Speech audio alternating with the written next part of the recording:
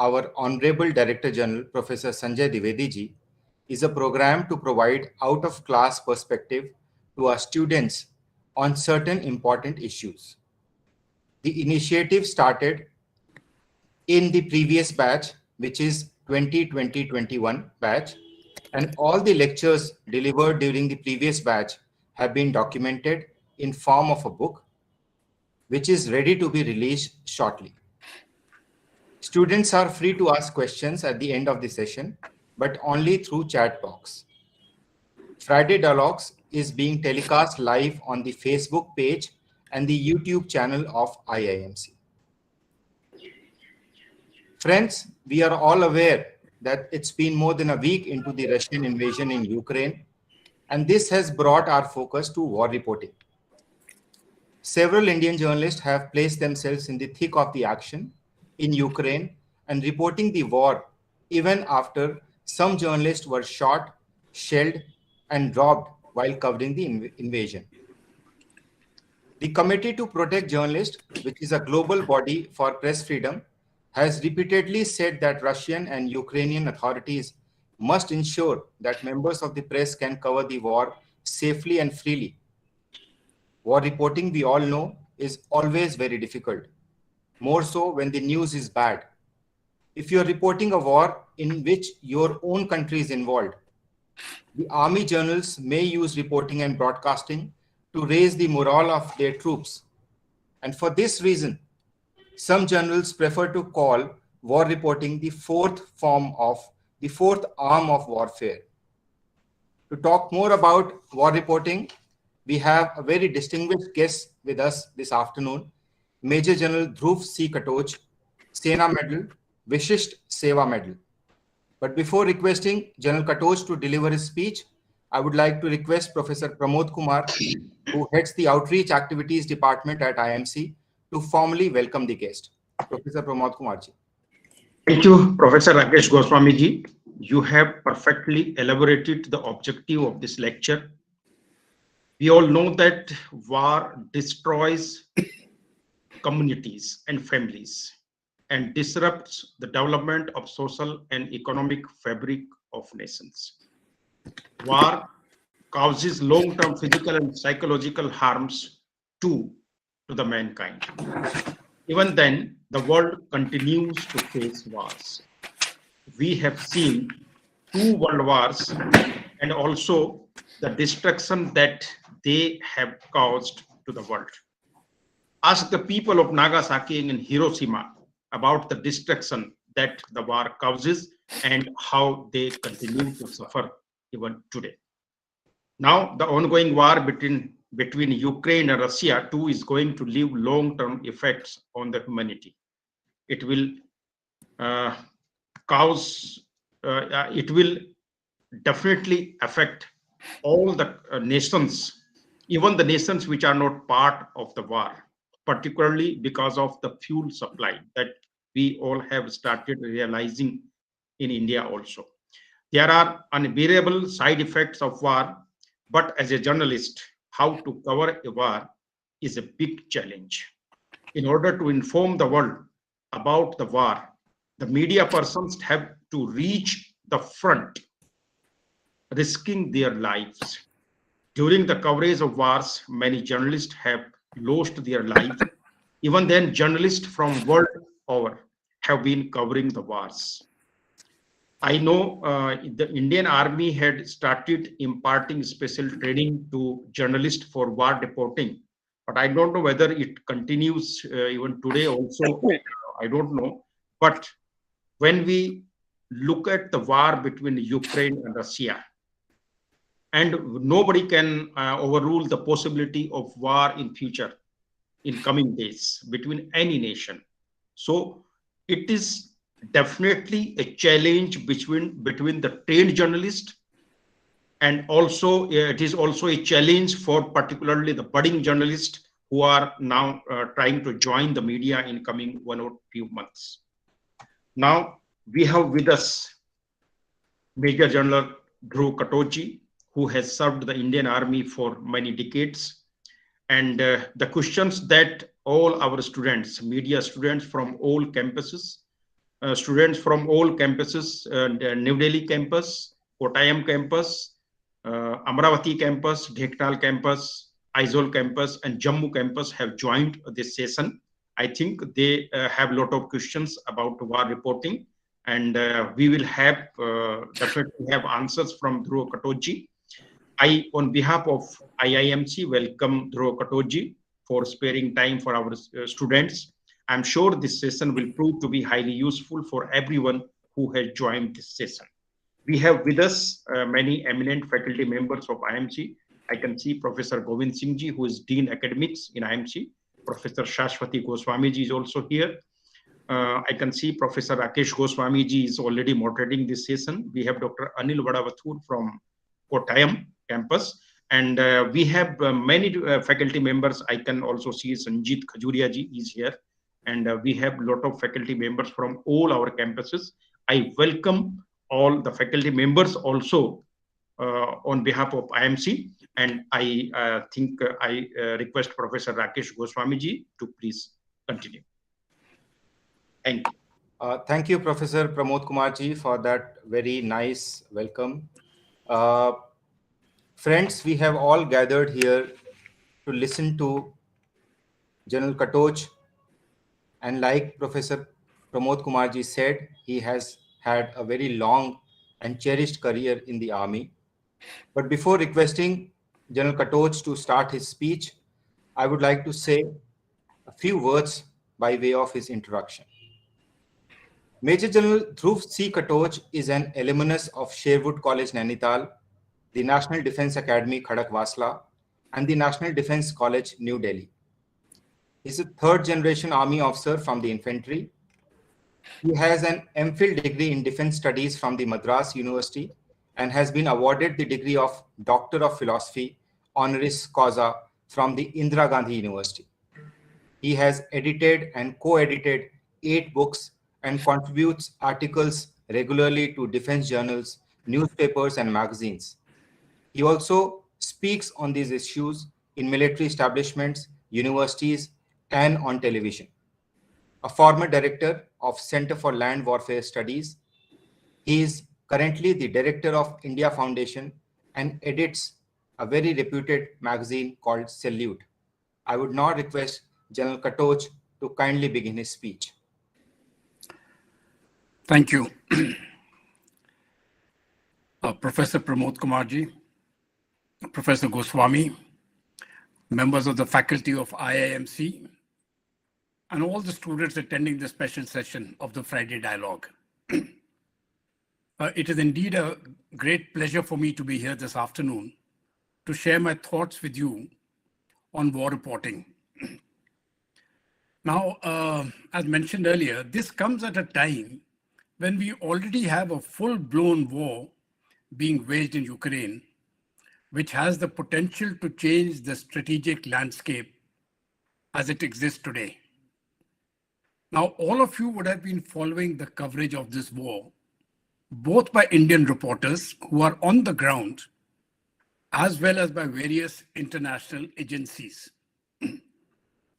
Now, one thing which stands out in the news coverage of the war is the very high level of disinformation that is being spread by all those involved in the conflict. I will cover some of those aspects a bit later in my talk. In a sense, however, what we are seeing is information warfare on full display in the print and audio-visual domains. Today, shaping opinions of the vast public is almost as important as achieving victory on the battlefield. In fact, sometimes it is said that you may win the battle, but you may lose the perception war. This has applied actually to Israel when they won a particular conflict, but in the perception battle, they came out at the losing end of the streak. So today, opinions have to be shaped of not just your home audience, of the people of your own country. You have to shape the opinions of people of the neutral countries, and there is also an attempt to shape the opinion of the countries with whom we are fighting against. So when we are looking at it, the entire population of the world, the indiscriminate population of the world, in a sense, is the target audience. Therefore, the media has a vital role to play in war, and that is why it can be rightly called a force multiplier. Now, there are two terms which are generally used when we are looking at shaping opinions. One is public affairs. And when we look at public affairs, it is not simply the media; it is also government agencies, the military, everybody. They put in their efforts to shape public opinion of the target of the home country. And then we look at public diplomacy, where again the media, along with the diplomatic community, try to shape the opinion of neutral countries and hostile powers. So that is why today the media has become, in fact, next to the actual war fighting, I think the media has got the most important role to play in any conflict today and in the future. And this is not going to change. So before getting on to what is required to be done on the battlefield, because many of you young girls and boys will be going to the battlefield as war reporters, what should you do? And here I would suggest to you that a great deal of background study is required, which must first take place before you even get to the battlefield. So getting to the battlefield is a separate thing, but being prepared for what has to be done, I think, is equally, if not more important. So what do I mean here? One, you look into the strength and organization of the forces. So let us say you are covering the operation from the Indian side, right? Then you must know how is the Indian Army, the Indian Navy, and the Indian Air Force organized? How are your special forces organized? What role do they play? And how do they operate? Now, if you do not know these basic things about your own army, then when you go to the field and start looking around and finding troops moving, what is a division, what is a platoon, what is a company, what is a corps, right? It leads to confusions. So you must know the organizational structure, right? The smallest level is the section. It goes up to command of a battalion, that is a unit, brigade, divisions, corps, army, and then of course the complete Indian Army. That is the structure which goes up. Similarly for the Indian Air Force and the Indian Navy. So depending on the type of battle which is being fought, we must get onto the organizational structure of the force. Now, having known the organizational structure of your own force, it is equally important to know the organizational structure of the hostile force which is being fought against. So let us say if you're a neutral party, one of the reporters of one of the Indian mainstream news agencies, and you have been sent to cover the war in Ukraine. So if you have to cover that war, then you must know the organization of the Russian army, you must know the organization of the Ukrainian army, and you must also know how the North Atlantic Treaty Organization, NATO, is organized. This is very important it is simply background material, but without all this knowledge, any further thing which you attempt to do will be difficult. Okay. Next, I think it is important to also understand as a war reporter, the rank structures. Now, here I have found there is a lot of confusion even amongst the media personnel of what is the difference between a major and a major general. Now, many times, even today, when I go to news channels, they address me as major. For whatever reason, it is not that they're trying to be rude or something. People just don't understand that there is a difference in the rank structures. So you must understand what are the ranks of the armed forces, both of your own country and of the hostile forces, and how are they addressed. So, for example, if you have to address a major general or a lieutenant general, you don't really use the word major general and lieutenant general. You simply say general so and so. So if you have to address me, you simply say General Katoch. If you have to address a lieutenant colonel and a full colonel, you simply say colonel. You don't say lieutenant colonel. You simply say Colonel S.B. Singh, right? So that is the way you actually address people as far as the rank structures are concerned. This is both in your reporting and in the written work which you do. And I'm giving you this simply as a background material. And the third thing is, because in India, we also have various types of conflicts. We have low intensity conflicts waging in Kashmir, some parts of the Northeast. So we have various other forces also operating. So I think it is important for you all to differentiate between the armed forces, the paramilitary forces, and the central armed police forces. There are three different types of combat forces which India has. Now, a lot of confusion is made by the mainstream media about the CAPF. Generally, when we are referring to the BSF or the CRPF, the media calls them the paramilitary forces. The point is they are not paramilitary forces. They are central armed police forces. For the ground forces, the paramilitary force is the Assam Rifles, and for the Navy, it is the Coast Guard. So these are your paramilitary forces. The other forces which operate are the armed police forces, and they come under the ambit of the Home Ministry. And they also operate under the leadership of police officers. In the case of the paramilitary forces like the Assam Rifles, they operate under the leadership of the Indian Army. So once you understand those differences, these are very small differences, but it is important that you get that correct. Okay.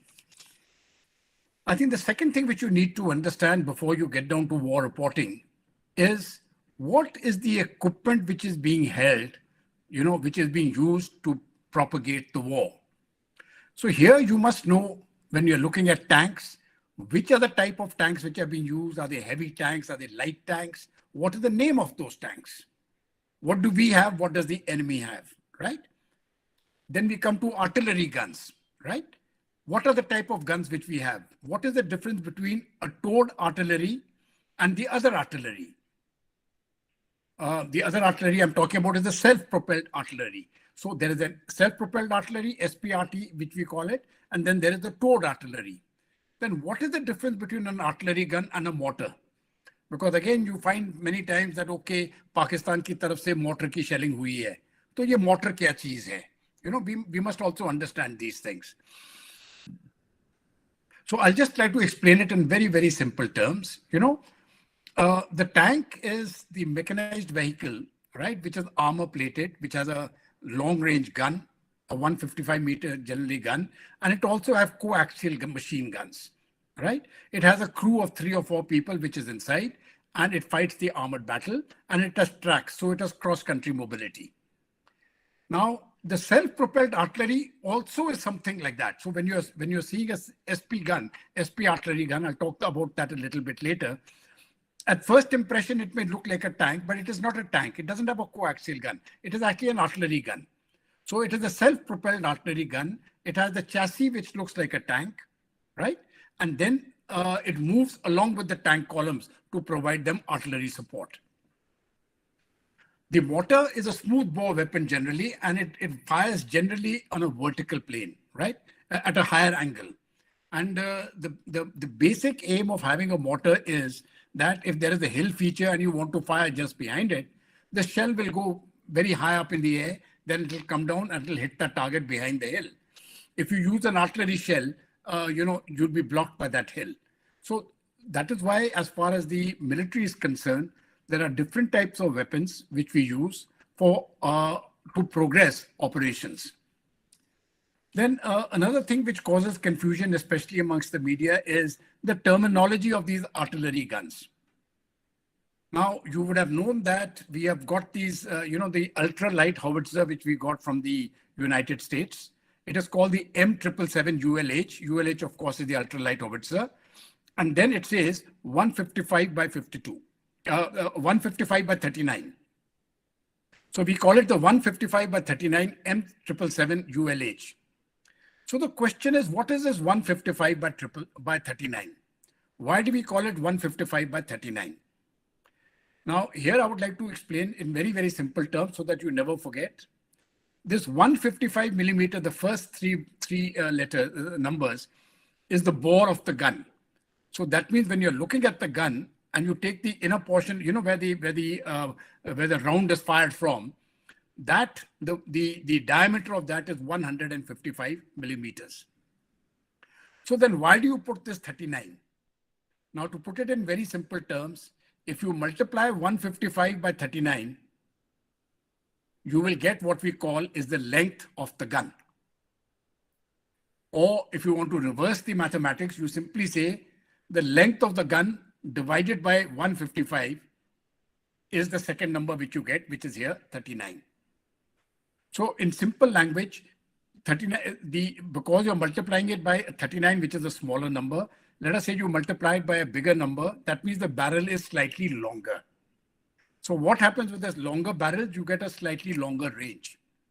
So you have 155 by 39. Then we also have the K9 Vajra, 150, which is the 155 by 52, right? The 155 by 52 KN Vajra, which is now being produced in India, right? So this is a self-propelled gun. That means it is mounted on a chassis of a tank. And that means the length of this barrel is 155 multiplied by 52. And then, of course, we've also got the Dhanush towed howitzer, which is 155 by 45, which again means that the length of that barrel is 155 by multiplied by 45. So now when you see these words, you will understand exactly what it means. So this is one aspect which I thought is important to understand. You know, understand the organization, understand the equipment holdings, and you can the same rule applies for the rifles and all other signal equipment, etc., whatever is there.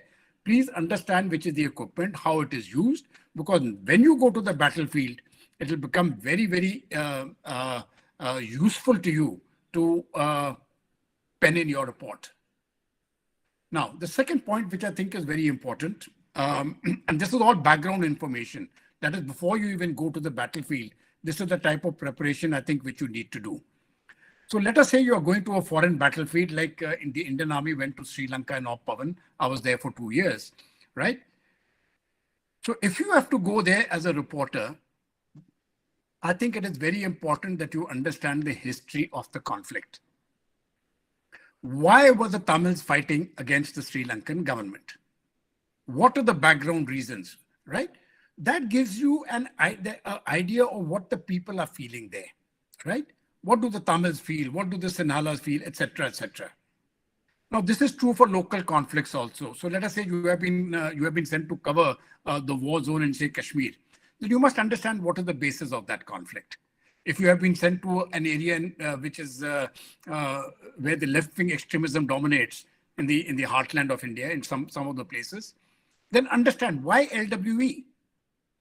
Look at various journals, understand that, and then when you go there, you are in a much better position to understand and appreciate what is happening on the ground and respond accordingly. Similarly, if you have to go to these, say, Northeast India, right? If you have to go to Manipur, understand that problem. Assam, understand that problem. And then everything becomes far, far clearer. Your vision is clearer. And once your vision is clearer, once you pen in your report, it won't be a good report, it will be a great report. It is based on understanding. On the current war, I just want to spend about 2-3 minutes on the current war, which is being waged now in Ukraine. You see, there is so much of disinformation which is going on, especially from the West, that they are trying to demonize the Russians as if the Russians are simply coming to Ukraine to conquer that territory. But if anybody has done an iota of study of the background of the problems, right, or what was existing in 1917 when there was no country called Ukraine, then when the Soviet Union was formed, 1917 to 1921, Ukraine existed for 3 to 4 years. Then the Soviet Union was formed and Ukraine was one of the founding members of the Soviet Union. And then, of course, when they broke up in 1991, then Ukraine was declared as an independent country. But that is the only time when Ukraine has been independent. And there is a great deal of dependency between Ukraine and Russia. And right from the beginning, Russians have been saying, don't let NATO expand eastwards. So when that expansion kept on and on and on, finally the NATO breached the red lines of Russia, which ultimately has led to this particular war. So we have three parties to the conflict. We have Russia, we have Ukraine, especially the Ukrainian president, and we have NATO. And all three are guilty of this war. So it is not that only one party is guilty. I would say President Zelensky is 40%, he can take the blame. NATO should take 40% and Russia should take about 20%. If I have to just put it down into some rough term, or you can put it 1/3 each. But the point is all three are culpable because the impact of that war is going to be felt on you and me and on our future generations, as brought down earlier by Professor Kumar, Pramod Kumar ji, that the energy prices are going to skyrocket. So once you understand that, what are the background, what are the problems there, you know the organization of the forces. Now when you go as a reporter to Ukraine or anywhere else, you are prepared. You have information with you. You know what you're going to talk about. So now let us say you got to go. And now you're actually on the battlefield. So what is it that you are required to do on the battlefield? This is the second part of what I want to speak. And for about 10 minutes, I'll give you my thoughts on this. And then we'll have a Q&A and you can ask any question you wish. So what is it that we wish to do here when we are talking about storytelling? You see, the truth has many sides. What could be the truth for the Russians is really not the truth for the Ukrainians, though the incident is the same. And each side will like to exploit its own version of the events to propagate its viewpoint. Now, I found it very interesting that for the last few days, NATO is consistently talking about human rights violations in Ukraine. And what I personally found very amusing was today morning and yesterday, there was this CNN, I think, was giving out this version that there was a family, three people of the family were going on a bridge, and there was a mother and a child, and the mother and the child, three people were killed, including one child, in Russian firing. And they said this was a gross violation of human rights, and the Russians must be held up in tribunals, etc., etc. You see, three people dying in a war where shells are flying all around, three civilians, is collateral damage. When the Americans were operating in Afghanistan, there was a wedding procession going, and 60 people were killed in a missile strike which was launched by the United States. It was launched from their ships 2,000-3,000 kilometers away, and that hit that wedding procession and killed about 60 people, women, children, everybody. But what did they talk about then? Then they said, no, there were supposed to be terrorists there. Perhaps the terrorists escaped. This is collateral damage. So when civilians are killed, sometimes you will call it as collateral damage when it suits you.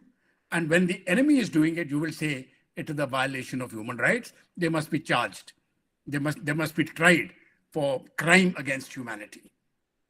3 people killed.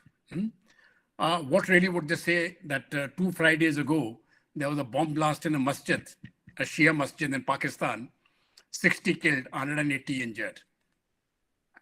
So these killings and all take place. What I mean to say is, none of these killings are good.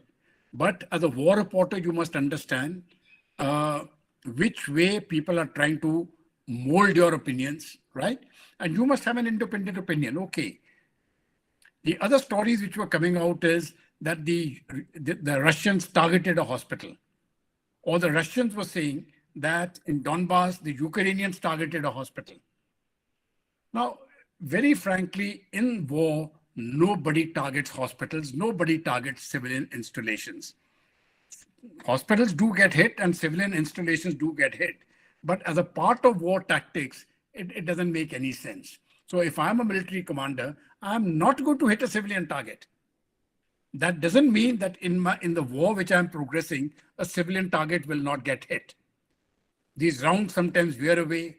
There is a misfire, there is a misfunction. Many things happen. The round can fall short, the round can go over, despite it being a precision-guided weapon. So anything can happen when we are looking at that war. So it is important to understand this particular bit. Okay.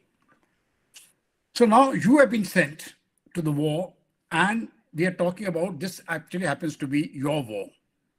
Now, what is the most important thing as far as war reporting is concerned? In my view, the most important thing is telling the truth. If you tell lies, at some point of time, the people will come to know the lie, and then the credibility of that media house gets hurt very, very badly. And if it keeps happening time and time and time again, then people stop believing in you. So there is that story which you जो आपने सुनी होगी जब आप बचपन में थे, the story of the wolf, the boy who cried wolf. So when he cried wolf third time, nobody came to help him, and actually that time there was a wolf. But the point here is, as far as you are concerned as reporters, false reporting will get found out and it will hit your credibility. At the same time, when you are reporting for your country, you must always ensure that you support your country. As I've already told you, media has got a very, very important role to play in war. In the Kargil war, I've heard it from Pakistani generals who specifically said, भाई कारगिल तो आप लोग जीत गए, लेकिन उससे पहले आपका media जीत गया. इतना फर्क पड़ता है. It is a very, very great force. It demoralizes the enemy, right? It raises the morale of own troops, right? So the media is not simply a person who is there as a neutral observer, who's simply recording events in history. You have a very, very important role to play, right? And that role must be played for your country. So the question comes, how is it if something has gone wrong in my own side, how can I still tell the truth? So here I would like to give you certain thoughts. Let us say there is an Indian army position which has been overrun by the enemy. Now that is a fact which you cannot hide. But before that, I'll just give you an example of what actually happened in 1965 when India captured the Haji Pir Pass. So when we captured the Haji Pir Pass, we announced we have captured the Haji Pir Pass. And immediately Pakistan denied it. They said India has not captured it. It is under our possession. So we sent a camera crew there in a helicopter. On Haji Pir, the Indian flag was raised. The reporter was there taking that photograph. And when that photograph was shown to the world, even Pakistan had to acknowledge that Haji Pir had been captured. Right? So if the things are going against you, your position has been captured, how do you actually project that story? Here again, I think it is very important to understand the nature of the conflict. So you don't have to really write about losing that particular point or that particular company. Here you start writing that the enemy attacked with great force, right? With total superhuman, he put in waves after waves of attack, and yet our troops resisted. But finally we had to pull back, right? We carried out a local withdrawal. We came back, our troops came back safe, and we are going to fight another day, right? My point is you have to put, and then you talk about the bravery which was displayed by certain troops on the ground, right? You can take interviews, you can do this, right? And then you can say we inflicted very heavy casualties on the enemy because those casualties would have been inflicted. But if you deny the happening that post has been lost, then you will lose credibility. So accept it. But you don't have to say we are defeated. So it is a question of which side of the truth you want to portray. I want to give you here the example of what happened in the Second World War in Dunkirk. Now, in the German advance in France, Dunkirk was the last outpost and they lost out. The Germans had overrun that place. And there were a very large number of soldiers from the Allied army. And then they were evacuated from there by ship back to Britain. Many were captured, but many of them got away by ship. So what did the British do? They didn't talk about the defeat at Dunkirk. They spoke of the great survival of the troops and getting them back to Britain as one of the most heroic feats of the war. Now, you can't deny that. That is true. It is also true that the Germans captured Dunkirk. So both are true. So how you actually put across a point, I think, is very, very important. Now, when you are in the battlefield, there's another point which I would like to, just a thought which I would like to share with you. Battles don't take place 24 hours of the day, 7 days of the week, continuously. So let us say you have a short engagement. It may be 1 hour, 2 hours, shelling, welling, all that thing is going on. And then there will be a lull in the battle. That lull in the battle may be 1 day, maybe 2 days, maybe 3 days. Now you are required as a reporter to report. Now nothing is happening. So what are you going to do? You reported on that battle which has taken place. So now what are you going to do? This is where preparation comes in. So you must realize that there will be many, many times in this battle when nothing is happening. So how are you going to use that time? Use it to interview the commanders. Right? It is very important. Interview the commanders. There's a general there, there's a colonel there, there's a sepoy there. Puchiye, so go to the hospitals, find out what has happened. Right? Those are your side stories which come up. They don't have to be filed immediately. But you have to prepare them. Because ultimately, when the time is short, you already got 6 or 7 or 8 stories lined up. You can have interviews with the men, the weather, how are they feeling? What is the state of morale? Are they getting letters from the house? Are they in communication with their children? You know, make very nice human interest stories, right? Interview the locals, or if there are any locals there, right? What is happening? What do they visualize, right? Look into the weather, look into the terrain, right? There are so many stories which you can make. So you need to prepare all those stories besides the actual battle which is taking place. So let us say you have joined the battle area, no battle has started, start preparing these stories, right? Start preparing a whole range of stories and say you have got 10, 12, 13, 15 stories all lined up, right? Make contacts with the troops on the ground. They will give you certain information at a critical point if they can, right? Get people to help you. And this will be a tremendous help when you go around in actually typing out what you have written, right? And then sending it by email or whichever means of messaging which you've got to do. I think this is a very important aspect. So keep stories alive, keep your reporting alive. It isn't only you're repeating the same story time and time again, which I'm seeing on the media now. That same reporter comes, that same story is there. And the 7th time I've seen that same broken little house. And the chap is standing there and say, you know, Russian ki firing se ye toot gaya hai. अरे भाई हमको पता है वो टूट गया है, आगे चलिए. तो वो आगे जो चलना है उसके लिए तैयारी करना पड़ती है. तो ये मत समझिए कि सिर्फ जब लड़ाई होती है तभी मैंने रिपोर्टिंग करनी है. ये लड़ाई का समय 7 हफ्तों में या 1 हफ्ते में सिर्फ 2 घंटे होगी. Hard battle, right? Rest of the time it will be very quiet. Sometimes it gets very, very boring, very tense, but very boring. There will be movements, people will be going out on patrols. Well, you can go out to the patrol. Ask the commanding officer, can I go out with this patrol? Go out, see what happens, live that experience, and write about it. Patrolling with the army, you know. So the thing is, you are only constrained by your own imagination about the stories which you have to write. Now, it is very important that when you write your stories and an actual battle has occurred, right? There is no way in which the enemy is perfect. Don't ever make the mistake of praising the enemy. It doesn't work, right?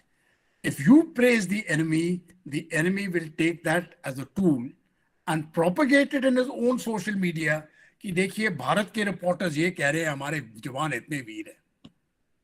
वो उनका praise करने का काम उनके media को करने दो. So you don't have to really operate on their behalf. Some people will say, sir, but we need to speak the truth. To need to speak the truth, but that time can come well after the war. In the war, you are also a party to the war, unless you are in a neutral country like Ukraine. You're a neutral person covering the war between Russia and Ukraine, right? In that case, you be objective. You give out what you feel. You can even predict the future. That okay, this is going this way. And even within your own forces, if you find something has gone wrong, or there is, if you assess in your own, because by the time, the reporters get a very good idea of what is happening. And if you feel something is going wrong or may go wrong, well, I think you may like to tell your, your own officers with whom you are dealing with, कि यहाँ पर मुझे कुछ problem लग रहा है, आप इसको थोड़ा देख लीजिएगा. Right? It is very important actually to look into that aspect also of war reporting, keeping your own people informed of what you have observed, right?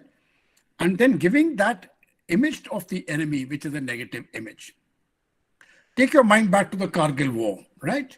So if you have to give something about as far as the enemy is concerned, you can say, okay, we captured the objective, right? The enemy was hungry. They didn't have anything left. The Pakistan army is not looking after their own. Okay, all that will be true. Everything will be true. It will be very difficult to deny, but it must be true. As I told you, the foundation principle of any war reporting is the truth. But as I also told you, the truth has many sides. And then when it comes to reporting about your own troops, glamorize them. I'm not saying that because I'm in the army. When you glamorize them and say, okay, they're doing a great job, you raise the morale. More importantly, you raise the morale of their countrymen, right? That, okay, the whole nation is behind you. And when your reports start going out, when people start reading them, over a period of time, the credibility of the source gets established. For you as future reporters, one thing which you must never allow is for your credibility to be eroded. Never. There will be times when you're giving confidential information by certain senior officers, and they will tell you, I'm telling you this in confidence, don't publish this. It is for your knowledge, keep it with you, but don't publish it. Then you are duty bound not to publish it. But if you wish to publish it, take permission first. Ki, listen, aapne ye bola tha, can I publish it now? 3 days have elapsed, right? And I'll put it across in this language. So all these things, there is a very great degree of coordination which is required between the reporter and the place, the troops whom he is reporting on. And if you're reporting on your own army, it is a very, very close-knit job. You are not two separate people. You are a team. The Indian army has got the weapon, you have got the pen.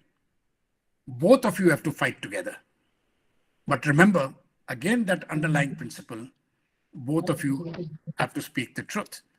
And if you find information coming in from other sources which you know to be false, then go to the ground and prove that what CNN is saying or BBC is saying is false.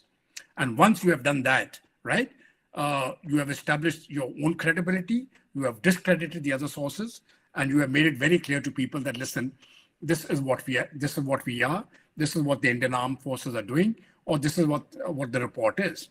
So you establish the credibility of the people whom you represent, you establish your own credibility, and you establish the credibility of the media house which you represent. That is also very, very important, because once that credibility is established, people will start always tuning on to that particular channel. Just as an aside, when Indira Gandhi was assassinated, I think it is a matter of shame, but her son actually had to tune into BBC to find out what is happening. Now, that is not what media really should be. We should have our own credibility. We shouldn't have to look to other people for credible reporting. And I can assure you, the credible reporting which we are seeing now coming out from the Indian media is far, far better than what I'm seeing the BBC and the CNN reporting. The BBC and the CNN are consistently talking about human rights violations, something which they violated themselves hundreds and thousands of times, and they continue to do so. But so long as they're killing Asians and blacks and Africans, it is all right. But now it is a European war. So something happening with people with blue eyes, they get very, very perturbed. I don't take them at face value. I think they need to be challenged. All those reporters need to be challenged. And you are the people who have to go to the field to challenge them and tell them this is the truth, whichever way it goes. With this, I've come to the end of what I really had to say about war reporting. Rest, there's enough time now for the interactive session. I'll be very happy to answer any specific question which you may like to pose to me. So with this, I close. Jai Bharat, Jai Hind. Thank you, General Katoch, for that very wonderful talk on war reporting, specifically because you also talked about knowing the organization and ranks. And I remember when I was a reporter covering Central Command in Lucknow, how a lieutenant general got furious because somebody wrote him a lieutenant. And we all know the difference between those two ranks. So wonderfully explained. I'm sure our students must have got very rich insights into how to prepare before going to the battlefield, and how to behave once you are on the battlefield, and how to behave when the battle is between your own country and an enemy country. Like you've said, in the current situation where Russia and Ukraine are having a war, why BBC and CNN are not reporting up to the mark, and why Indian journalists, Indian war reporters, Indian war correspondents are faring better, we all know, for the reason that we have had a very good experience in, not in terms of what happened as the impact of the operation, but in terms of the training that we had in Op Vijay in Kargil. And like you said, we must all glamorize our troops. I think that's what the Indian media did during Op Vijay very effectively. Some of the takeaways, if I were to jot down, I think the biggest takeaway for me, and I'm sure for the students also, is that the foundation principle of any war reporting is telling the truth. But also, we must remember that truth has many sides. And you have very beautifully elaborated upon this fact by citing several examples. You have rightfully called media as the force multiplier, because we all know during wars, apart from the missiles and guns, the information is also weaponized. And we are all seeing how different countries are weaponizing information to suit their own interests. So thank you once again for that very elaborate and very, I think it's going to benefit our students a lot. And now, with your permission, General, I'll take some questions. The first question is from, I think, if I'm not getting it wrong, from the Dean Academics, Professor Govind Singh Ji. And he wants to ask, in your opinion, General, what are the drawbacks of our reporters while covering wars? Right. Professor Govind, thank you. Before I get down to the drawbacks, let me actually talk about firstly the positives. I've had, I've operated in the Northeast. I've operated in Kashmir. I've met many, many reporters. And I've always, found they're very, very motivated, very, very motivated. And I think that is the strength of the Indian reporting, all our reporters, whether they're ladies or young men, they're very motivated. Now, when it comes to a weakness, I think sometimes, this of course is a value judgment, so I may not be correct actually. Sometimes there is a language perception, you see, that many of them are not very fluent in English. And my advice to them has always been, अगर आप अंग्रेजी में नहीं बोलना चाहते आप हिंदी में बोल दीजिएगा, अगर आप बंगाली में बोलना चाहते हैं आप उस भाषा में करिए, but don't try to sort of speak in a language which you are uncomfortable with. The language is yours. It is your personal language, right? And especially, ultimately, of course, they have to put down their thoughts for their particular paper in that particular language. So don't get cowed down by somebody speaking very good English or something. It doesn't really matter. Most of the English-speaking people are bloody clowns, so you are far better than all of them. So ये तो मैं सबसे पहले बोलता हूँ कि I mean, please forgive me because I'm speaking in English, but then that was because I was 6 years old when I was shoved into a public school. There's a long history behind that, and 10 years I spent in that public school, where I would visit my parents thrice a month. I mean, for 3 months in a year. And the rest of the year, there was no conversation. So I had a different sort of an education for the circumstances of those times. But I have realized that it is a big weakness. Usually, we need to be groomed in our own mother tongues. And so to all the reporters who are not very comfortable with an alien language, don't worry. This is the first point. The second thing, which I think is a weakness, is they're not really well prepared with what is happening on the ground. Many of them have just been put in. So what I was mentioning about, the importance of that preparatory, preparing for that assignment, in terms of knowing the organization, in terms of knowing the equipment, right? In terms of knowing your own tactics, the enemy tactics, right? It takes an army officer 6 months to learn that, okay? So I'm not asking you to be a master. I'm just asking you to have a general knowledge, okay, this is something like this and this is what it means, right? So if you get that, then I think you will do very well. I really haven't seen too many weaknesses. I think they've done very well. When I was the BGS 16 Corps, we are looking after the entire.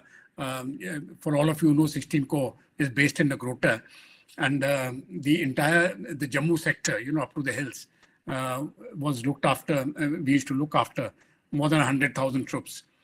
And any time when there was something which went wrong, and I would tell the media, I said, listen, yaar, ye theek thaak nahi hua hai, isko thoda zyada uchhalna nahi hai. Everybody did it. Nobody ever let you down. We would tell them, okay, this is what has happened.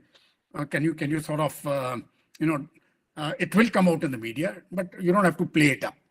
Because remember, in a big army, things go wrong. Stupidities take place, right? It is not something that which is routine or something, but then what is news? News is something which is negative, So if something wrong has taken place or something, then it is not something which is part of the complete system. But these things happen.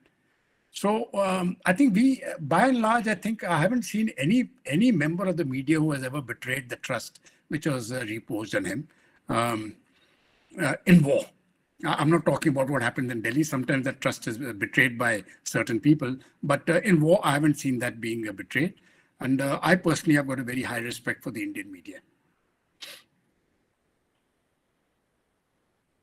Next, हमारे पास एक प्रश्न है प्रभाष रंजन का. अगर रूस की तरह अन्य देश भी ऐतिहासिक आधार पर दूसरे देश पर अपना अधिकार जमाने लगे, तो क्या इससे विश्व में अस्थिरता नहीं हो जाएगी? देखिए रंजन जी, ये प्रश्न आपका बिल्कुल सही है, लेकिन आप देखिए क्या हुआ था कि जब रूस क्यूबा में मिसाइल्स डालना चाहता था, तो अमेरिका ने क्या किया? अगर आप क्यूबन मिसाइल क्राइसिस की हिस्ट्री पढ़ोगे, वो तो तीसरा विश्व युद्ध वहीं पर होने वाला था. उस समय पर अमेरिका ने बोला हमारी सिक्योरिटी डायरेक्टली थ्रेटन्ड है. अगर आप इस विषय को देखें, जहां ये जो रूस और यूक्रेन का है, तो जब रूस ने अग्री किया था नेटो को, in fact this agreement was this assurance was given by, I think, the Secretary of State Mr. Baker to the Russian President Gorbachev at that time, and he says you agreed to the unification of Germany and we give you an assurance that NATO will not expand eastwards. तो गोरबाचोव साहब ने तो कर दिया, Germany unify हो गई. उसके बाद क्या हुआ? All the countries धीरे धीरे धीरे वो नेटो के ग्रास्प के अंदर आ गई. अभी बचा था यूक्रेन. अगर यूक्रेन को ले लेते वो नेटो के बीच में, तो इसका मतलब है कि रूस के जो मिसाइल्स हैं वो नेटो की धरती पर होंगे, और वहां से सिर्फ वो जो अमेरिका जो रूस का कैपिटल है वो 60-80 किलोमीटर दूर है. उनका रिएक्शन टाइम न्यूक्लियर मिसाइल को न्यूट्रलाइज करने के लिए बहुत कम हो जाता है। वो किसी भी हालत में रूस एक्सेप्ट नहीं करता, किसी भी हालत में। हेनरी किसिंजर ने 2014 में बोला था आप अभी रुक जाइए, इससे आगे गए तो रूस का रिएक्शन होगा। जो भी अमेरिका के थिंक टैंक के स्ट्रेटेजिस्ट हैं वो अभी भी बोल रहे हैं आप लोगों ने गलती की है, हम बता रहे हैं आपको, बार बार मत करिए। So why did they still do it? There is a larger story inside this smaller story. And the larger story is the arms bazaar, the big arms manufacturers, most of them controlled by the United States. And now you see Germany will arm itself, Japan will arm itself, और उनकी जो sales हैं, they will get a profit of maybe $1 trillion, maybe $2 trillion. It's going to be huge. It is an arms market. तो रंजन साहब, आपकी जिंदगी और मेरी जिंदगी जो है उसकी कोई वैल्यू नहीं है उनके डॉलर्स के पीछे, ये पूरी खेल जो है। और एक और चीज मैं अभी आपको बता देता हूं, क्योंकि आप वॉर रिपोर्टर्स होंगे, please follow the trail of the money, कि इस युद्ध में अमीर कौन होगा, आपको कई चीजें वैसे ही समझ आ जाएंगी। So in this particular case, while I agree that the Russia should not have really invaded Ukraine, but I'm positively certain that what NATO has done is criminal, and what Zelensky has done is criminal. Absolutely. I've got no doubts in my mind. And I made this statement openly on Doordarshan, on NDTV, or not NDTV, on Times Now, Republic, or wherever I've been. What they have done is criminal, and they must be held liable. So there is no black and white in these issues. But let us say if China wants to put nuclear missiles into Sri Lanka, I don't think India will accept that. I'm absolutely certain we won't accept it. I mean, those are the things which I would like to tell you. Let us say if India wants to put a nuclear missile in Vietnam, will China accept it? If I have a one-to-one agreement with China and say, okay, we are friends, we are distinct partners, right? And we'll go for nuclear cooperation. It's not going to happen. So there are some things which I think we need to understand as far as international relations and diplomacy is concerned. And in this particular case, I think NATO went far beyond what it was required to do. And if it leads to a third world war, I would hold them and President Zelensky primarily responsible. For the destruction of Ukraine, the president is responsible. Please remember in the Euromaidan uprising which took place in 2014, it was a legitimate government which was there, and the Americans instigated a revolution. They paid millions of dollars and they put a comedian there. This man is a comedian. He understands claps and he thinks that things are fine. He does not understand politics. He is nowhere near being a statesman. He has destroyed his country. Yep. Thank you. There's a related question, General, and this one is from one of our colleagues in Jammu, Sanjeet Khajuria.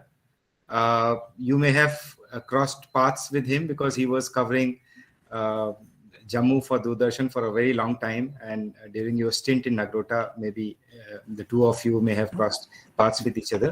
Sir, the question from him is that should we take a cue from Russia and do something in POK, as it is our own part historically? Right, Professor Khajuria sir, thank you. देखिए, जहां तक PoK की बात रही है, जो मेरे कहने का मतलब, जो मेरे अपने विचार हैं, आप पीओके को ले नहीं सकते। पीओके के पीओके की जो मैं बात करता हूं वो है, it is not really PoK, I am talking about Gilgit Baltistan and Mirpur Muzaffarabad, right? So Pakistan occupied Jammu and Kashmir will be the correct terminology, PoJK, the complete lot.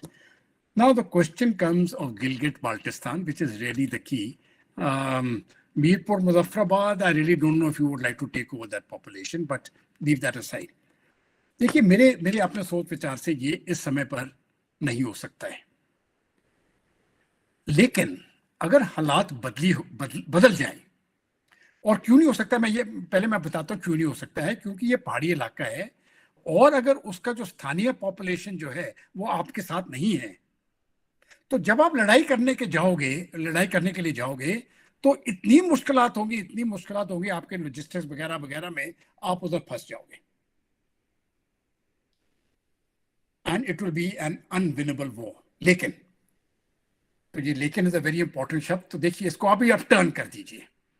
फर्ज करो गिलगिट बाल्टिस्तान में वही हालात पैदा हो जाएं जो ईस्ट पाकिस्तान में 1971 में थी.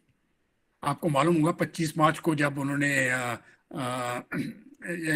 पाकिस्तान आर्मी ने जेनोसाइड शुरू कर दिया, ऑपरेशन सर्चलाइट जिस ऑपरेशन का नाम था, और millions of people were killed, murdered, raped, houses burnt. उससे क्या हुआ?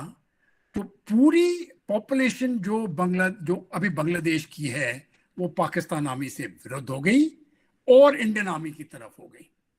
तो जब आप उधर गए, आप लिबरेटर्स की तरफ गए और पाकिस्तान को अपनी पीठ के पीछे देखना पड़ रहा था क्योंकि वो जो लोग थे, बंगाली जो थे, वो उन्हीं को मार रहे थे. So they were not in a position to fight that war, whereas we got the support. Even when we did the Tangail के ऊपर पैराड्रॉप हुआ और हमारे जवान उधर जाके दिन के समय पर वो पैराड्रॉप हुआ था, तो गांव वाले पहले थोड़ा सा डर के थोड़ा सा दूर थे और किसी ने, एक हमारे जवान ने बोला जय बांग्ला. उसके बाद hundreds of them ran to the field.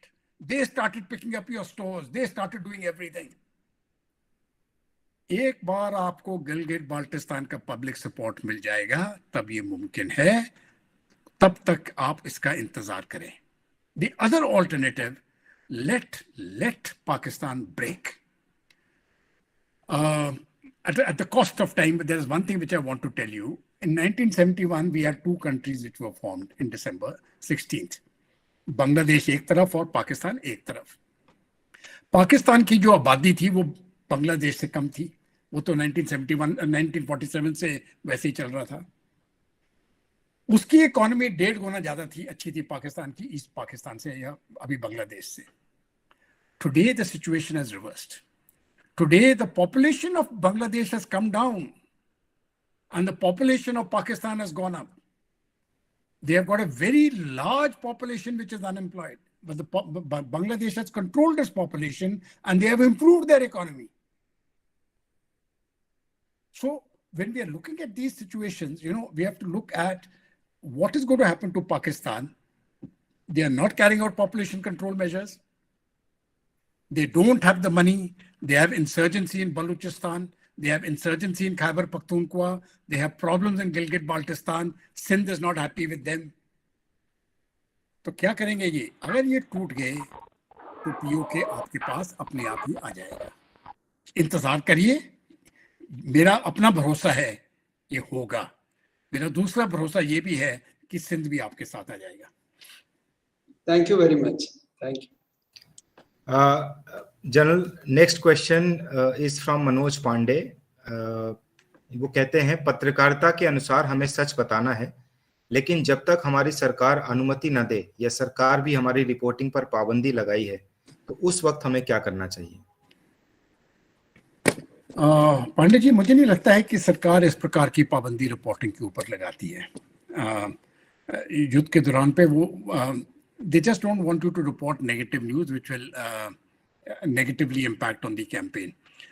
जैसे मैंने आपको बताया, जब चीजें even when things go wrong, there is a way to project it. There is a platoon which is fighting, 30 men there, all 30 have been overrun. The enemy has captured them. Report it, please. और ये बोलो 29 में से हर एक जवान वीरता के साथ लड़ा, आखिरी दम तक लड़ा, अपने देश के लिए लड़ा और दुश्मन के दांत खट्टे कर दिया. I mean, there is, but don't speak a lie. Don't say कि we have defeated the enemy, because that will be found out. So when you give a picture, it's, as I told you, the truth has many sides. And I can assure you, when those 30 people have been overrun, they would have fought to the last man and the last round. They had put out a fantastic resistance. The enemy would have had a very, very difficult time. That is what warfare is all about. Nobody can just take you. And if some things have gone wrong, and if, say, a group of people have actually run away, rest assured, you don't have to worry about it. the Indian army will take care of it. The general there will court martial all of them. So वो वैसे भी ठीक हो जाएगा. We don't have to mention it. So there are hundreds of things which you can report about. One odd negative incident, if you have to leave it out, well, in the larger interest of the country, leave it out. देश के लिए छोड़ दो. I think, like you said, when a war is happening in a situation where our own country is involved, the media correspondent, the press correspondents are also fighting for the country. So if we keep that consideration in mind, we'll figure out what to report and which side of the truth to report. Of course, not to report lie, but which side of truth to report.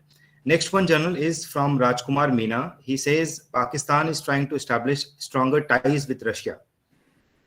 Pakistani Prime Minister Imran Khan met Putin in Russia on 24th Feb.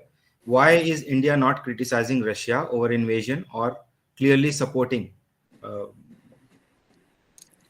I didn't get the second part. It says, no, I've got it. Now, firstly, Meena ji, India is not supporting NATO and India is not supporting Russia. Let's make that very clear. India has made it very clear to both the sides, to Ukraine and to Russia, that have a ceasefire and resolve the issue through diplomacy. What India has refused to do is to criticize, is to raise your hand for that resolution where they have accused Russia of waging the war. You know, that the second resolution, where India abstained. We have abstained twice. Before we abstained on the first time, I was on the news channel and they told me, will India abstain? I said, I've got 100% India is going to abstain. I said, मैं तो अभी आपको बता देता हूँ, India is going to abstain. And they said, why? I said, that is in our national interest. This is not India's war. It is a European war. We didn't ask them to start this war. We are hurt by this war. If this war stops tomorrow, then the best thing which will happen, the oil prices will stabilize. So the question is, who initiated the war? I've already told you, in my view, it was the pressure which was put by NATO. They crossed every single Russian red line till Putin said no more. That is one. Number two, 24th February, Imran Khan goes to Pakistan, goes to Russia. You'll realize, when the war started, it wasn't 24th February really when he went to Russia. I think it was after the Chinese games, in March. He went first for the games in Beijing. After traveling 3,000 kilometers, he had a virtual meeting with the Xi Jinping. So you could have done that from Islamabad itself. But the point is that a day before the Russian invasion, Imran Khan had gone to Russia. And why did he go to Russia? He was invited by President Putin. Now the question was, why did President Putin invite him to Russia and then invade the very next day? That was the day the invasion was carried out. In my mind, this is something called strategic deception. So the Prime Minister of Pakistan was used as a ploy for strategic deception. He calls him for discussions. The world thinks, okay, the Pakistan Prime Minister is in Moscow.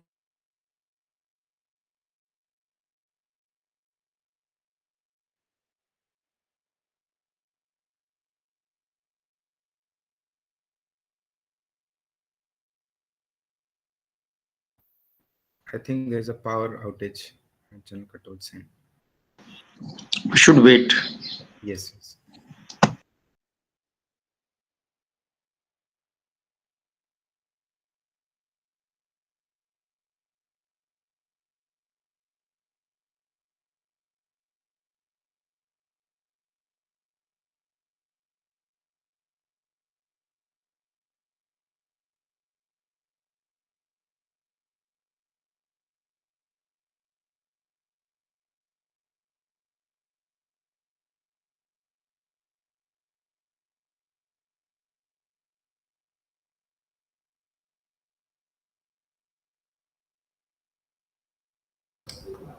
Pramod ji phone करके पूछ लीजिए नहीं तो।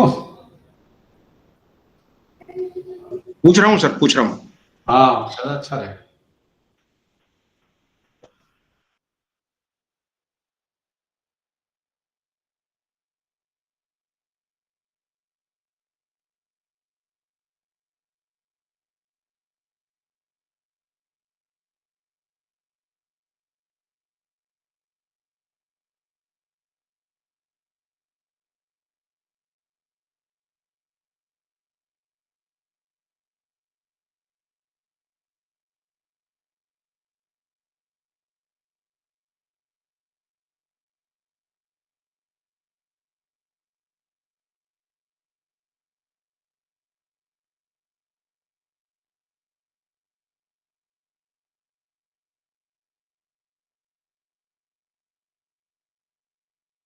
Sir electricity issue था, वो reconnect हो रहे हैं with in 1 minute.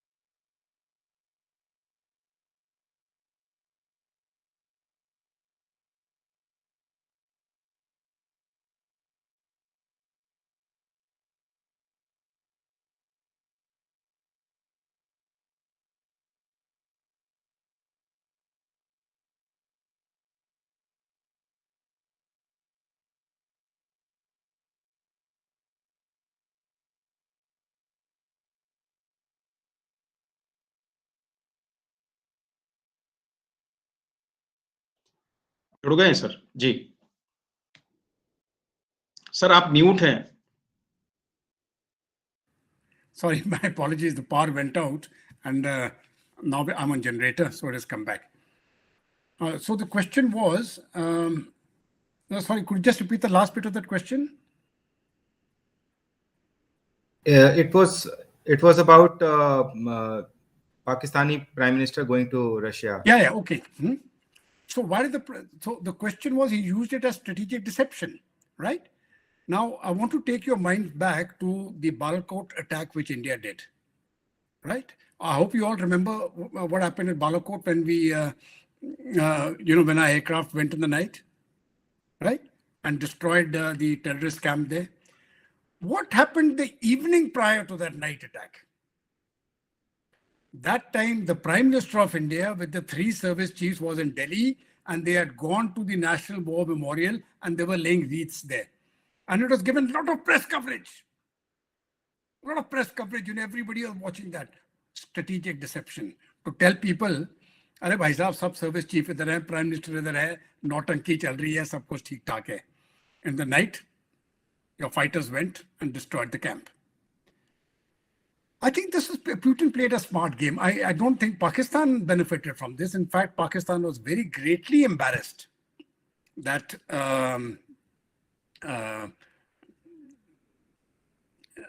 the attack took place by the Russians in Ukraine when their prime minister was on Russian soil. It didn't resound to their credit.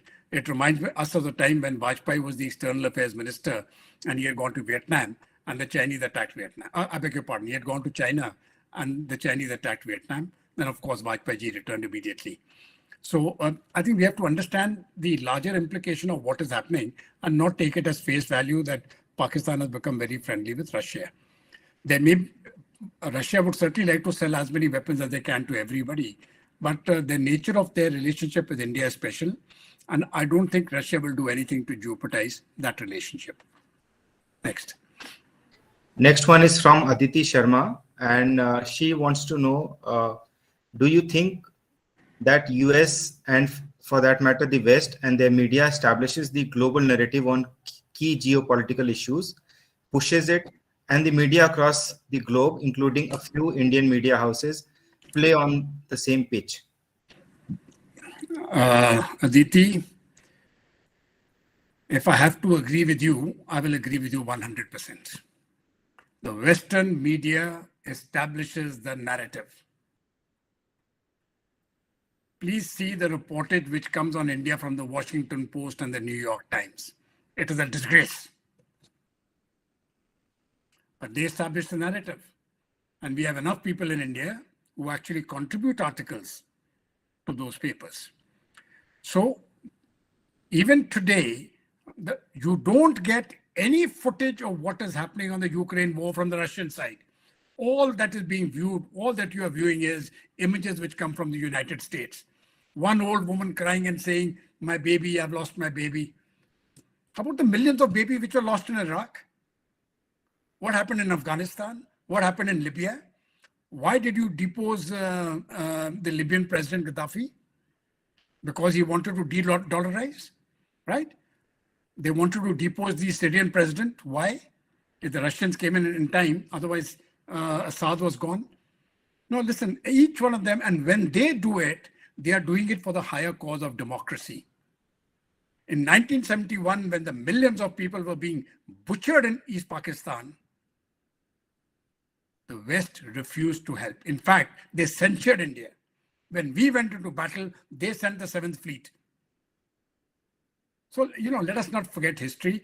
The West is very conscious of democracy in their own country. They couldn't care two hoots about democracy elsewhere, but it is a very convenient whip to beat people with. So tomorrow they would like to beat India on human rights. Some odd chap dying in Kashmir, please, I'm not trying to mitigate death or something. Jiske paas hota hai, they feel bad. I'm just trying to give an example. These things happen. They will make it out as if the entire Indian army is out to kill that one odd chap.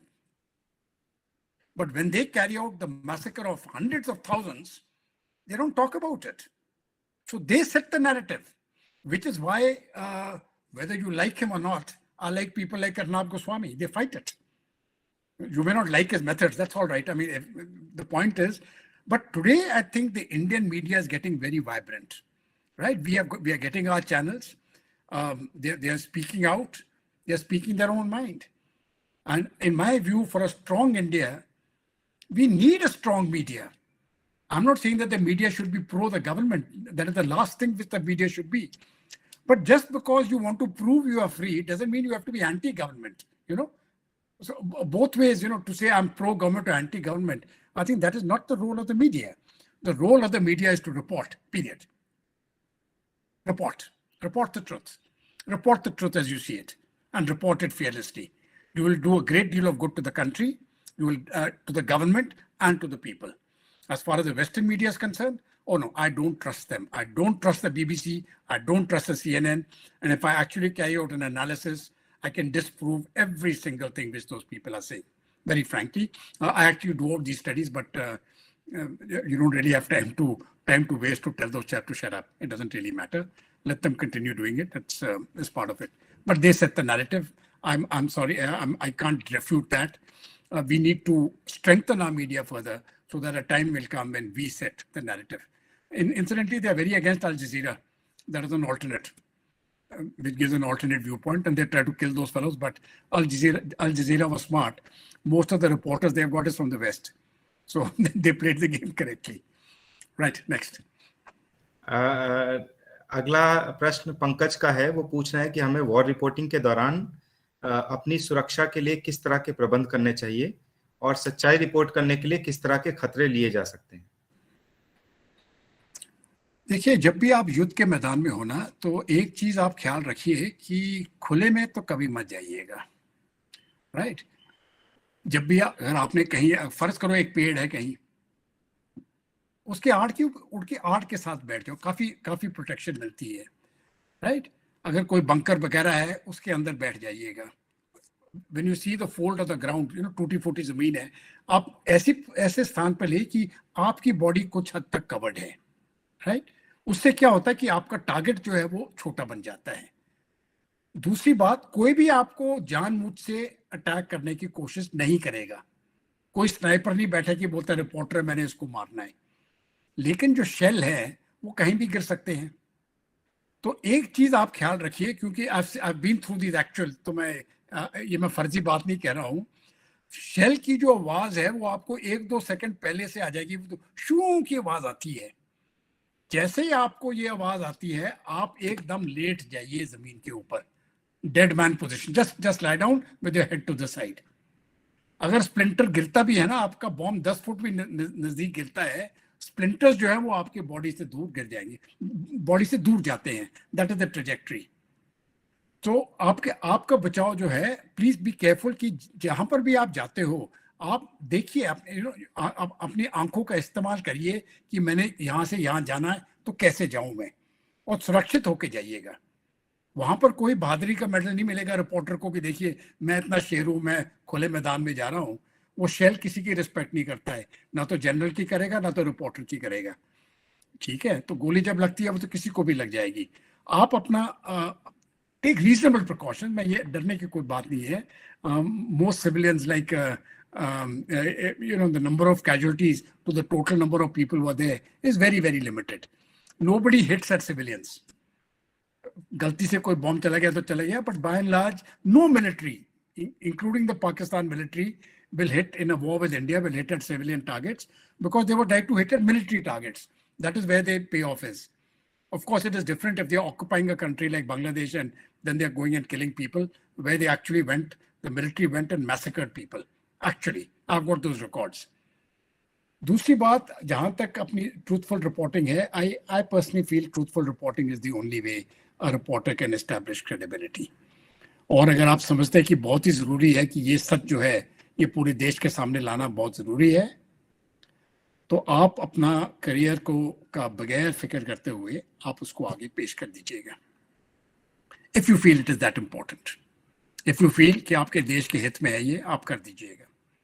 But remember, ultimately it is your country, right? And don't do anything which will pull down your own people. As I said, in war many things happen which are not perfect. That's the way life is, So anything which negative, we don't have to report it and say that okay यार ये देखो ये ऐसे था, इस एक जवान ने इधर जाके ये किया, इसने वो किया. Okay, some jawans have gone and gone to a shop and looted something. It is not something which is right, which has happened. Record it and report it to his superior officer. You will be surprised how quickly we take action against such people. How quickly. Before the report goes anything else, we have sorted out that case. It is very fast. But I will still maintain that जो शुरुआत में मैंने आपको कहा, देखिए भैया, truthful reporting is the mantra. Do not tell a lie. But choose your truth very carefully. Next. Now we are left with two more questions. One is again from Pankaj.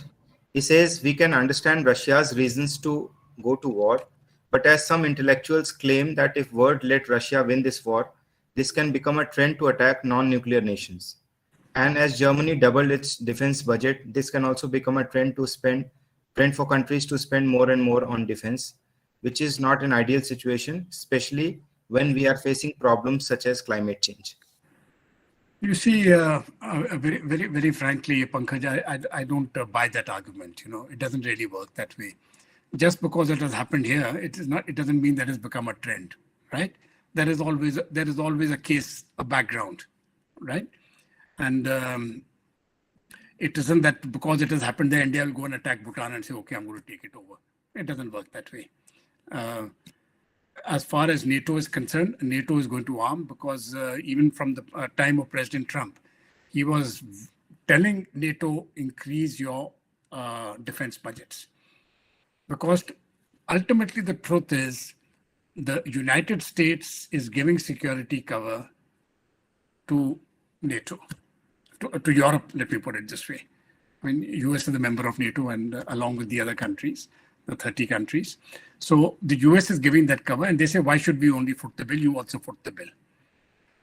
I've got no doubts in my mind that Japan is going to militarize very fast because they have to protect themselves against China. Germany is going to militarize very fast just in case they have to protect themselves. They don't have an army. The French have a very strong army. The British have a very strong army. The Germans have got nothing. They're going to protect themselves. So will armed Germany attack other countries? No. They're still part of NATO. They're part of the same security setup. So it suits them that way. Okay, they'll be a bit stronger now. But their economic, because they are united, they don't have to worry about those flanks. They can look at external threats, other threats, and try to counter them as a group. The larger question to ask is what will happen if China attacks Taiwan? Well, that we'll see. But I will tell this very august gathering right now, I don't think China is going to be very easy for China to win that war.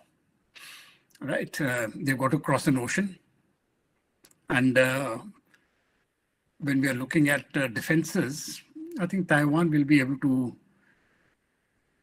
actually give China a run for its money and make it very, very expensive for them. So what China will really do is they won't try to take Taiwan by force. That is my opinion. What they will try to do is to politically destabilize it, impose a new government there, right? The way the Americans did in Ukraine in 2014, right? And then have that government pro them and with that government join up. Tell the government, that government will say we want to join with China and then the unification takes place. I think something more on those lines is on the cards. A physical invasion, to my particular mind, is doubtful. Right, the last question now, one left. The last question is from Tanya Divedi. She wants to know, how is this Russia-Ukraine war going to impact the European geopolitical situation? Thank you, Tanya. I think that was a nice question to end this particular session with. I think the geostrategic landscape has changed now irrevocably. I think what the West has done, which will cause great damage to them, is they have pushed Russia into the arms of China. So here we have two dictatorships, Russia and China on one side, and the democracies on the other. And we are going to have another Iron Curtain develop, another Cold War starting. This is something which is certainly not going to be good for the world. What should India do?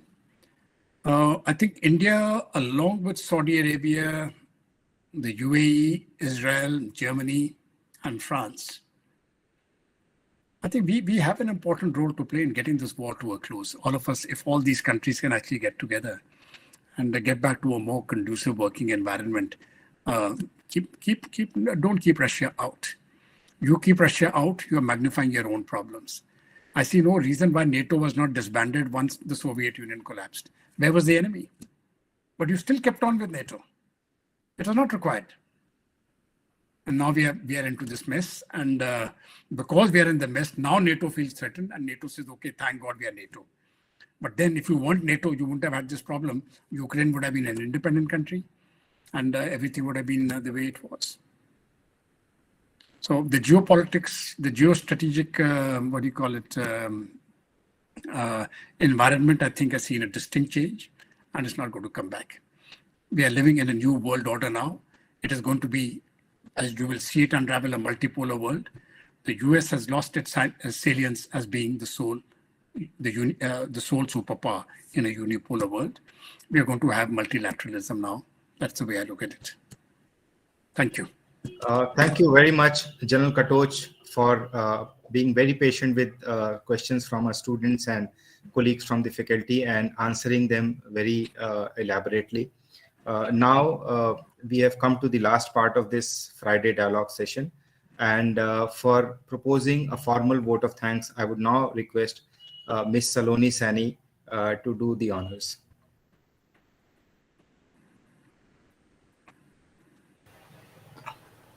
I extend my warm regards to all the dignitaries present here. Today's Friday dialogue has immensely benefited our students. It has been an enlightening experience to understand the nuances of war reporting, which perhaps is not often discussed in the classroom. Especially with the ongoing Ukraine-Russia conflict, it is a highly viable topic of discourse. I, on behalf of the Indian Institute of Mass Communication, would like to extend my humble gratitude to Major General Dhruv Katoch for sparing time to interact with our students.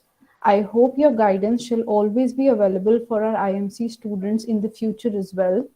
I would also extend sincere gratitude to Professor Sanjay Dwivedi ji, Director General IIMC, for being the guiding light behind this Friday Dialogue series, Shri Ashish Goyal ji, ADG IIMC, for all his enriching support, Professor Govind Singh ji, Dean Academics IIMC, for his encouragement, and all the faculty members who have joined us today across all centers of IIMC, namely New Delhi, Dhenkanal, Jammu, Amravati, Kottayam, and Aizawl. We have with us Professor Pramod Kumar, Dean Students Welfare and HOD Outreach Activities, Professor Shashwati Goswami, Dr. Anil Vadavatur, Regional Director, Kottayam Campus, Shri L.R. Silo, Regional Director, Mizoram Campus. My sincere thanks to all the faculty members. I would also extend my sincere thanks to Professor Rakesh Goswami ji, Regional Director, IIMC Jammu, for moderating this session perfectly. Lastly, my thanks to all the students for joining this deliberation across all the centers of IIMC. I am sure this would have further enhanced your knowledge base. Thank you. Thank you. Bye-bye. Thank you, sir. Bye-bye. Thank you. Thank you, Thank sir. you, sir. Thank you. Thank you. Very Bye-bye. informative. Very informative. Thank you, sir. Bye. Thank you. Thank you, sir.